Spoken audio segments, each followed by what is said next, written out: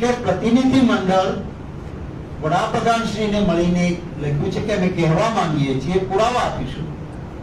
પહેલી વાત કે સાહેબ, કરોડો રૂપિયા જેના ઘરમાં આવતા હોય, બે દીકરાઓ એના કારણે એમની જ સરકારની એફઆઈઆર માં જેલમાં હોય, તો શું બાપને ખબર ન હોય કે મારો દીકરો આ કરોડો લાવ્યો ક્યાંથી?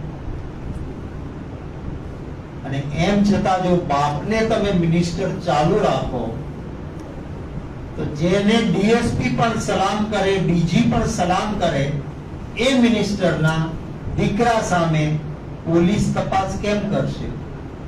એટલે પહેલી માંગ અમે આપને મળીને એ કરવા માંગીએ છીએ કે આ મિનિસ્ટરને રાજીનામું નહીં માંગતા, સેક કરો, હોદ્દા પરથી બરખાસ્ત કરો.